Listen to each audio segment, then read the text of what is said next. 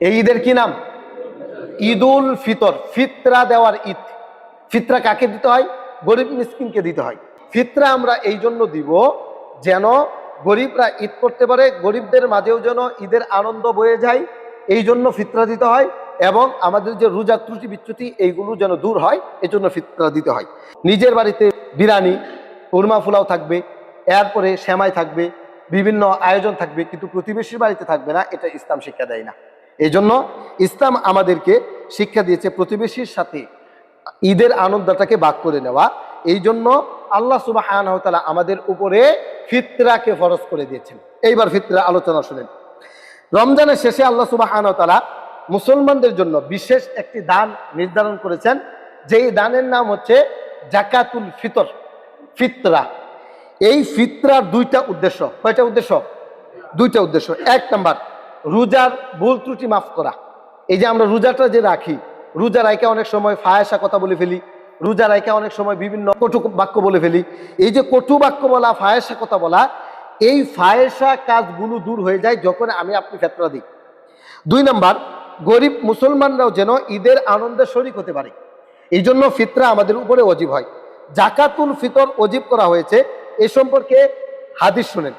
ইবনে আব্বাস রাদিয়াল্লাহু তাআলা আনহু তিনি বর্ণনা করেন, ফারাদ রাসূলুল্লাহ সাল্লাল্লাহু আলাইহি সাল্লাম যাকাত আল ফিতরি, আল্লাহ নবী সাল্লাল্লাহু আলাইহি সাল্লাম আমাদের উপর যাকাত দেওয়াটাকে ফরজ করেছেন। কেন? তুহরাতান লিসাইমি মিনাল লাগবি ওয়াল ফারসি, যেন আমাদের রোজার ত্রুটি বিচ্যুতিগুলো মাফ হয়, এবং ওয়াতুমাতাল লিল মাসাকিন, মিসকিনদেরকে যেন খাবার দেওয়া যায়।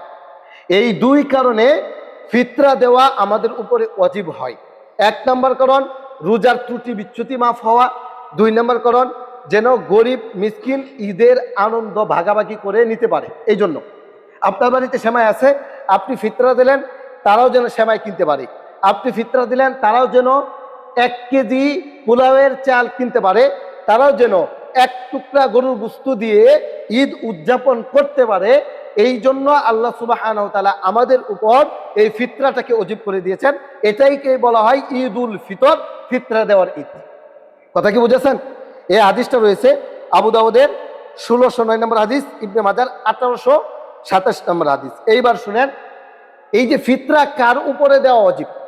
ফারাদ রাসূলুল্লাহ সাল্লাল্লাহু আলাইহি ওয়াসাল্লাম যাকাত আল ফিতরি সাআন মিন তামরিন আও সাআন মিন শাঈরিন, আল্লাহ নবী সাল্লাল্লাহু আলাইহি সাল্লাম এই ফিতরা দেওয়াকে ওয়াজিব করেছেন সাআন মিন তামরিন, 1 সা খেজুর দ্বারা, আও সাআন মিন শাঈরিন, 1 সা জব দ্বারা। কার উপরে?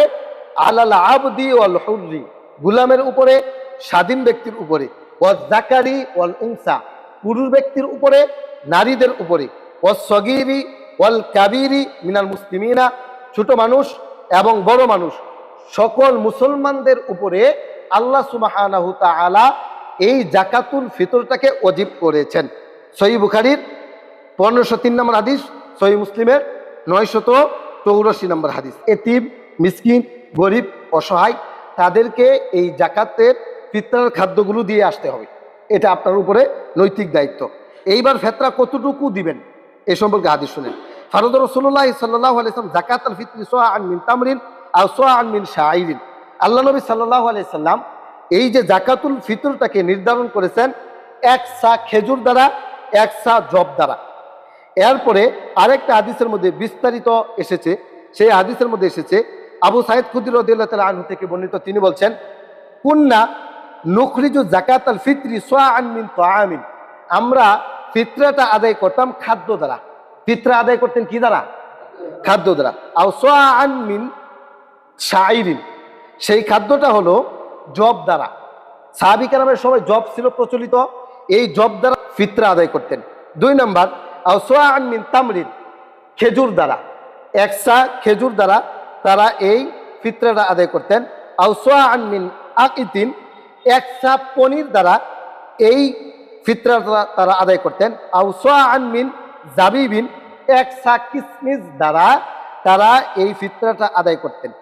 1 সা সমান কতটুকু হয় বলেন তো দেখি? 3 কেজি, 2.5 থেকে 3 কেজি হয় বর্তমান মাপ অনুযায়ী। 1 সা সমান 2.5 থেকে 3 কেজি হয়।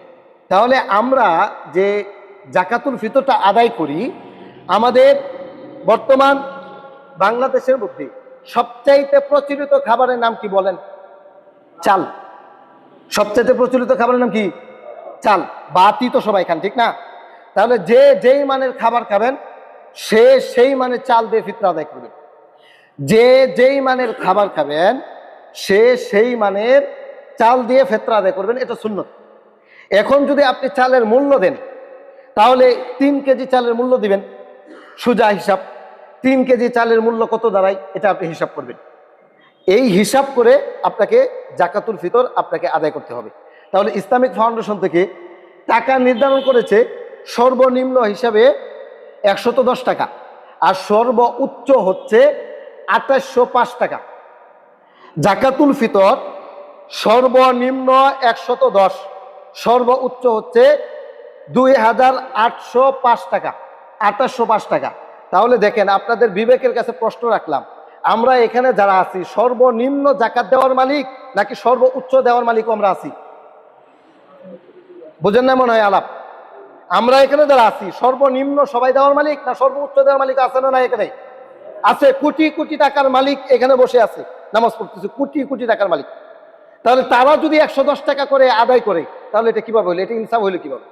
তাই তাদের উচিত হচ্ছে 2805 টাকা করে এই জাকাতুল ফিতর আদায় করতে হবে। যারা কোটিপতি এখানে বসে আছেন, যাদের জায়গা জমি বাজারে আছে, বিভিন্ন জায়গায় ফুলপুরে জায়গা আছে, ব্যাংক ব্যালেন্সের অভাব নাই, স্বর্ণের উপর অভাব নাই, বন্ধে ভরা জমি, গরু বছরের অভাব নাই, তাদের জাকাতুল ফিতর 110 টাকা না 2805 টাকা। বলেন কত? 2805 টাকা। এটা গরিবদের হক, এই হক আপনাকে দিয়ে আসতে হবে। এটা গরিবদের হক, অধিকার, এটা অধিকার। আপনি এটা লিখেন, প্রয়োজনে ভিডিও করেন যে আমাদের মসজিদের ইমাম সাহেব বলছে সর্বোচ্চ জাকাত হচ্ছে ফিতরা 2805 টাকা। কোটি কোটি টাকার মালিক যারা, যাদের সম্পদের অভাব নাই, তারা 110 টাকা দিলে এই জাকাতুল ফিতরের পরিপূর্ণ হক আদায় হবে না, আদায় হবে না। এবং আপনারা যারা যেই মানের খান সেই মানের চালটা হিসাব করেন, এই অনুযায়ী দিয়েন। এটা সর্বনিম্ন ব্যক্তির যারা রেশনের চাল খায় সেই অনুপাতে হিসাব করে 110 টাকা, সর্বনিম্ন 110 টাকা। কিন্তু আমরা কি রেশনের চাল খাই? রেশনের চাল খাই, কাটারি চালের ভাত খাই, এখানে অনেক মানুষ আছে। চিকন চালের ভাত খাই, ফাইজল চালের ভাত খাই, এখানে অনেক মানুষ আছে। তো তাহলে এখন যদি আপনি খেজুর হিসাব করেন, সর্বনিম্ন যেই খেজুরটা, সেই খেজুরের দাম হলো 280 টাকা কেজি। তাহলে 3 কেজি দাম কত হয়? এই অনুযায়ী আপনাকে জাকাতুল ফিতর আদায় করতে হবে। এই অনুযায়ী আপনি কি রেশনের চাল খান? তাহলে কোটি কোটি টাকার মালিক 110 টাকা করে ফিতরা আদায় করতেছে না, এই ফিতরা এভাবে পরিপূর্ণ হক আদায় হয় না, এটা ঠিক নয়।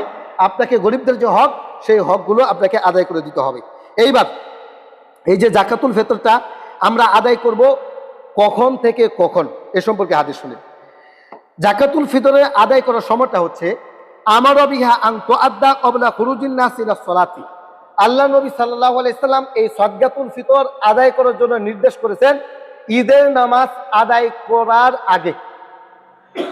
চাঁদ ওঠার পর থেকে ঈদের নামাজ যাওয়ার আগে যে সময়টা, এই সময়ে আপনাকে এই জাকাতুল ফিতরটা আদায় করতে হবে। উলামায়ে কেরাম বলেছেন চাঁদ ওঠার পর থেকে ঈদের নামাজে যাওয়ার আগে সময়টা একেবারে সংকীর্ণ থাকে, এই জন্য একদিন আগে বা 2 দিন আগে এই জাকাতুল ফিতরটা আদায় করা যাবে। তবে আপনাদেরকে একটা সতর্কবাণী হাদিস শুনিয়ে দেই, এই হাদিসটা মুখস্থ করবেন, বাড়িতে যাবেন চিন্তা ফিকির করবেন, যার সাথে দেখা হবে তাকেই বলবেন এই হাদিসটা। রাসূল বলছেন মান আদ্দাহা, যেই ব্যক্তি এই ফিতরাটা আদায় করলো ক্বাবলা সলাতি, ঈদের নামাজের আগে, ফাহিয়া যাকাতুন মাকবুলাতুন, ওইটাই হলো সদগায়ে ফিতর। যেই ব্যক্তি ঈদের নামাজে যাওয়ার আগে সদগায়ে ফিতরটা আদায় করলো, জাকাতুল ফিতরটা আদায় করলো, এটাই হলো জাকাতুল ফিতর। ওয়ামান আদ্দাহা বাদা সলাতি, যেই ব্যক্তি ঈদের নামাজের পরে এই ফিতরাটা আদায় করলো, ফাহিয়া সাদাকাতুন মিন সাদাকাতিন, এই সদকাটা হয়ে যাবে সাধারণ দান, এটা ফিতরা নয়। তাহলে কোনো ব্যক্তি যদি ঈদের নামাজের পরে ফিতরা আদায় করে, ওই ফিতরা তার আদায় হবে না। আবার বলি, কোনো ব্যক্তি যদি ঈদের নামাজের পরে ফিতরা আদায় করে, ওই ফিতরা তার আদায় হবে না। তাহলে ফিতরার কয়টা উদ্দেশ্য বলেছিলাম? দুইটা, একটা হচ্ছে যেন গরিবরা ঈদ পালন করতে পারে, আরেকটা হচ্ছে রোজার ত্রুটি বিচ্যুতি মাফ হয়। তাহলে ঈদের নামাজের আগেই আপনাকে এই ফিতরাটা আদায় করতে হবে। এখন আপনাকে আয়সা একজন বলে গেছে, এক ফকির, ভাই আমাকে কিছু টাকা পয়সা দিয়েন। এখন সে আসলো না, তার জন্য আপনি বাড়িতে রেখে দিলেন, না চলবে না। বাড়িতে আপনি রেখে দিবেন কেন? আপনার এই ফিতরা আপনি নিজে গিয়ে গরিবদের বাড়িতে আদায় করে আসবেন। গরিবের ঠেকা পড়ে নাই আপনার বাড়িতে এসে এটা নেওয়ার। আপনার এই ফিতরা আপনার উপরে ওয়াজিব, আপনার দায়িত্ব, আপনি গরিবদের বাড়িতে গিয়ে গিয়ে দিয়ে আসবেন। এতিম মিসকিন দেখে গরিবদেরকে দিয়ে তাদের খোঁজ খবর নেবেন যে আরো কিছু লাগবে কিনা, দেখবেন এই ফিতরাও দিবেন এবং তাদের সাথে বলবেন যে তোমাদের আরো কোনো কিছু প্রয়োজন আছে কিনা। একটা সাবান কিনে দেওয়ার চেষ্টা করবেন, একটা তেল কিনে দেওয়ার চেষ্টা ফিকির করবেন, গরুর গোস্ত কিনে দেওয়ার চেষ্টা ফিকির করবেন, এরপরে সেমাই, নুডলস যেগুলো ঈদের দিন সাধারণত মানুষ খায়, আপনি খাবেন, আপনার বাড়িতে বাজার সদাই করেছেন, এইগুলো কিনে দেওয়ার চেষ্টা ফিকির করবেন। এটা আপনার দায়িত্ব। তাহলে আমার সাথে বলেন, ফিতরা কি গরিবটা আপনার বাড়িতে আসবে না আপনি দিয়ে আসবেন? আপনি দিয়ে আসবেন, এটাই সুন্নত এবং এটাই আপনার দায়িত্ব। তাহলে ফিতরা নামাজের পরে না আগে? আগে। তাহলে 2 দিন আগের থেকে, 1 দিন আগের থেকে ফিতরাটা দেওয়া শুরু করবেন। ঈদের পরে, নামাজের পরে আর ফিতরা নয়। যদি কোনো ব্যক্তি দেন তাহলে তো হাদিস বলেই দিলাম, হাদিসটা রয়েছে আবু দাউদের 1609, ইবনে মাজার 1827, এই হাদিসটা রয়েছে। যদি কোনো ব্যক্তি ঈদের নামাজের পরে আদায় করে, এটা সাধারণ দান। ঈদের নামাজের আগে যদি আদায় করা হয় তাহলে এটা জাকাতুল ফিতর। তাহলে এই বিষয়গুলোর জন্য আমরা মাথায় রাখি, মাথায় রেখে যেন আমরা ঈদ উদযাপন করি। আল্লাহ তাআলা আমাদেরকে ফিতরা আদায় করার মতো তৌফিক দান করুন, সকলে বলেন আমিন। এবং পরিপূর্ণভাবে, পুঙ্খানুপুঙ্খানুভাবে যার যেই অধিকার, যার যেই হক, সেই অনুযায়ী যেন আমরা এই ফিতরাটা আদায় করি। আল্লাহ তাআলা তৌফিক দান করুক। আরো জোরে বলেন না আমিন? আমিন। আল্লাহ সুবহানাহু তাআলা আমাদেরকে এই ঈদুল ফিতরে যে শিক্ষাটা দিয়েছেন সেটা হচ্ছে একে অপরের সাথে আনন্দটাকে ভাগ করতে পারি।